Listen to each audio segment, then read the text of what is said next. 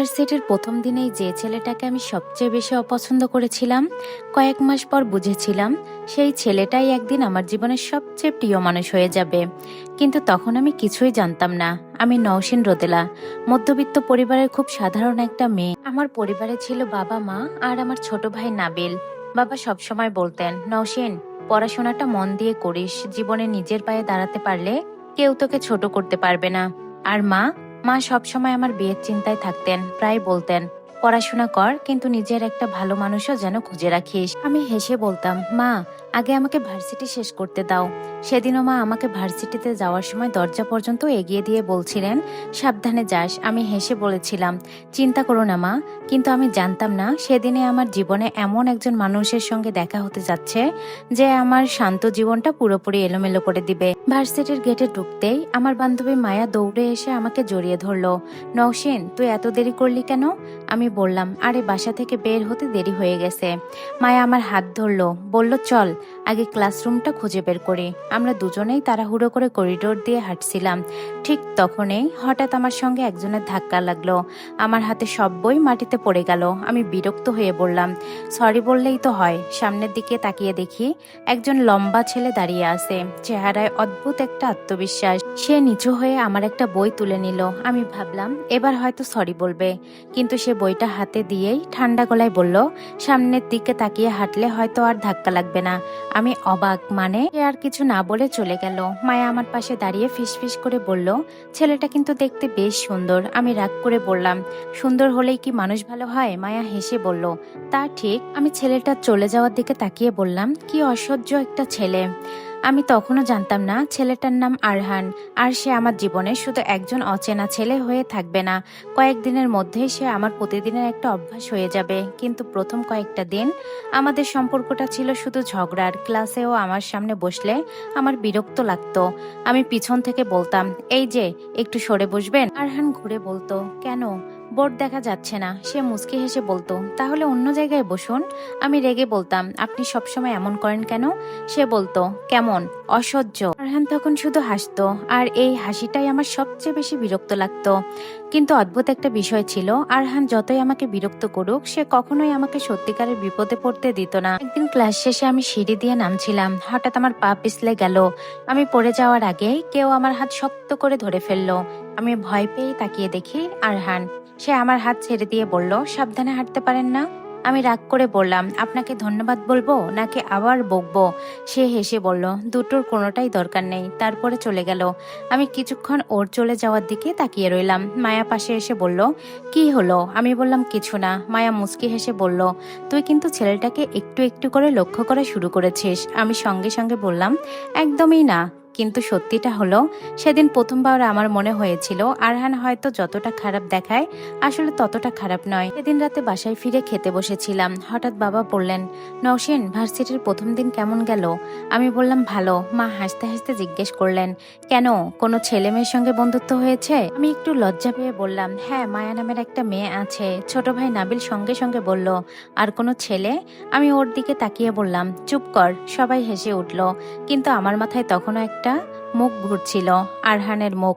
আমি নিজেকে বোঝালাম, ওকে আমি অপছন্দ করি, কিন্তু মানুষ কি সবসময় নিজের মনকে ঠিকভাবে বোঝাতে পারে?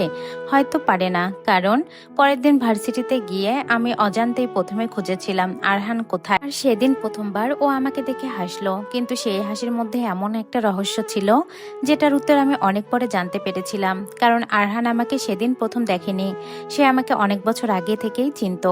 আর আমি তখনও জানতাম না আমার জীবনের সবচেয়ে বড় ভালোবাসার গল্পটা আসলে শুরু হয়ে গেছে। পরের দিনও ভার্সিটিতে গিয়ে অজান্তেই আমি প্রথমে খুঁজেছিলাম আরহানকে, কিন্তু ওকে কোথাও দেখতে পেলাম না। মায়া আমার পাশে এসে বলল, কাকে খুঁজছিস? আমি একটু থেমেই বললাম, কাউকে না।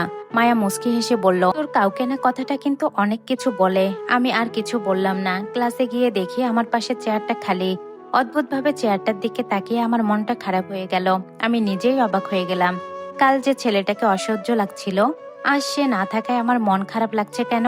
ঠিক তখনই দরজা খুলে আরহান ঢুকলো, হাতে একটা বই। চুপচাপ এসে আমার পাশে চেয়ারটাতে বসে পড়লো। আমি তাকিয়ে বললাম, আপনি এখানে? সে অবাক হওয়ার ভান করে বলল, কেন, এই চেয়ারটা কি আপনার? আমি বিরক্ত হয়ে বললাম, না। সে হেসে বলল, তাহলে সমস্যা কি? আমি মুখ ঘুরিয়ে নিলাম, কিন্তু কিছুক্ষণ পর লক্ষ্য করলাম আরহান বারবার আমার দিকে তাকাচ্ছে। আমি হঠাৎ জিজ্ঞেস করলাম, কি দেখছেন? সে সঙ্গে সঙ্গে চোখ সরিয়ে বলল, কিছু না। আমি বললাম, তাহলে এতক্ষণ তাকিয়েছিলেন কেন? আরহান একটু চুপ থেকে বলল, তোমাকে মনে রাখার চেষ্টা করছিলাম। আমি অবাক হয়ে গেলাম, মানে? সে মুচকি হেসে বলল, কিছু না। তারপর আবার বইয়ের দিকে তাকালো। সেদিন বিকেলে বাসায় ফেরার সময় মায়া আমাকে বলল, নওশিন, একটা কথা বলবো? বল। আমার মনে হয় আরহান তোকে পছন্দ করে। আমি হেসে বললাম, ও আমাকে পছন্দ করে কেন? মায়া বলল, জানি না, কিন্তু ওর চোখে কিছু একটা আছে। আমি বললাম, তুই বেশি রোমান্টিক সিনেমা দেখিস। আমরা দুজনেই হেসে ফেললাম। কিন্তু সেদিন রাতে মায়ার কথাটাই বারবার মনে পড়ছিল। আরহান কি সত্যি আমাকে পছন্দ করে, নাকি এর পিছনে অন্য কোনো কারণ আছে? পরের দিন একটা ঘটনা ঘটলো। আমি ক্যান্টিনে বসে কফি খাচ্ছিলাম। আরহান দূর থেকে আমাকে দেখে এগিয়ে এলো। আমার সামনে এসে বলল, তুমি আবার কফি খাচ্ছ? আমি বললাম, হ্যাঁ। কেন?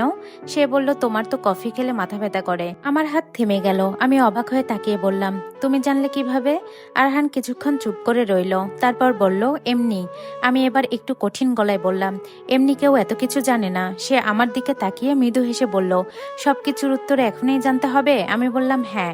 আরহান মাথা নিচু করে বলল, সময় হলে সব বলবো। তারপর চলে গেল। সেদিন প্রথমবার আমার মনে হলো আরহান আমাকে নিয়ে এমন কিছু জানে যা আমার নিজেরও মনে নেই। সন্ধ্যায় বাসায় ফিরে দেখি মা আর বাবা বসে কথা বলছেন। আমাকে দেখে মা বললেন, নওশিন, এখানে আয়। আমি গিয়ে বসলাম। বাবা একটু গম্ভীর হয়ে বলল, তোর জন্য একটা সম্বন্ধ এসেছে। আমি চমকে বললাম, এখনই? মা বললেন, এখনই বিয়ে দিচ্ছি না, শুধু মানুষটা কেমন সেটা জানবো। আমি বিরক্ত হয়ে বললাম, আমার পড়াশোনা শেষ হয়নি। বাবা হেসে বলল, আমরা তোকে জোর করছি না। আমি একটু শান্ত হলাম, কিন্তু জানি না কেন হঠাৎ আমার মাথায় আরহানের কথা চলে এলো। আমি নিজের মনকে বললাম, ওর কথা আমি কেন ভাবছি? পরের দিন ভার্সিটিতে গিয়ে দেখি আরহান অস্বাভাবিক চুপচাপ। আমি জিজ্ঞেস করলাম, কি হয়েছে? সে বলল, কিছু না। তাহলে মন খারাপ কেন? সে আমার দিকে তাকিয়ে বলল, তোমার বিয়ে ঠিক হয়ে যাচ্ছে। আমার বুকটা ধড় করে উঠল। তুমি জানলে কিভাবে? আরহান কিছু বলল না, শুধু উঠে চলে গেল। আমি ওর পিছনে পিছনে গিয়ে বললাম, আরহান। সে থেমে গেল। আমি বললাম, তুমি আমার ব্যাপারে এত কিছু কিভাবে জানো? অনেকক্ষণ চুপ থাকার পর সে ধীরে ধীরে বলল, কারণ তুমি আমাকে চিনতে না পারলেও।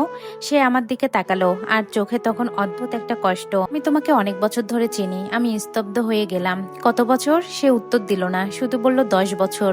আমার বুকের ভিতরটা কেঁপে উঠল। 10 বছর? আমি তো আরহানকে এই প্রথম দেখেছি। তাহলে সে আমাকে 10 বছর ধরে কিভাবে চেনে? আরহান চলে গেল। আমি দাঁড়িয়েই রইলাম। মনে হচ্ছিল আমার চারপাশে সবকিছু যেন হঠাৎ অচেনা হয়ে গেল। সেদিন রাতে আমি মাকে জিজ্ঞেস করলাম, মা, 10 বছর আগে কি আমাদের সঙ্গে কোনো অদ্ভুত ঘটনা ঘটেছিল? মা কিছুক্ষণ চুপ করে থেকে বললেন, কেন হঠাৎ এই প্রশ্ন? আমি বললাম, এমনি। মা আমার দিকে তাকিয়ে বলল, তুই তখন ছোট ছিলি। একটা ছেলেকে তুই একবারে দুর্ঘটনার হাত থেকে বাঁচাইছিলি। আমার মাথা ঘুরে গেল। আমি ধীরে ধীরে বললাম, ছেলেটার নাম কি ছিল? মা উত্তর দেওয়ার আগেই আমার ফোনে একটা মেসেজ এলো। অচেনা নাম্বার, শুধু একটা লাইন লেখা, তুমি আমাকে সেদিন বাঁচিয়েছিলে নওশিন, কিন্তু তুমি জানো না সেদিন থেকেই আমি তোমাকে ভালোবেসে ফেলেছিলাম। আমি ফোন শক্ত করে ধরে রইলাম। আর তখনই বুঝলাম আরহান শুধু আমার পরিচিত কেউ নয়, সে আমার অতীতের এমন একটা অংশ যেটা আমি নিজেই ভুলে গিয়েছিলাম।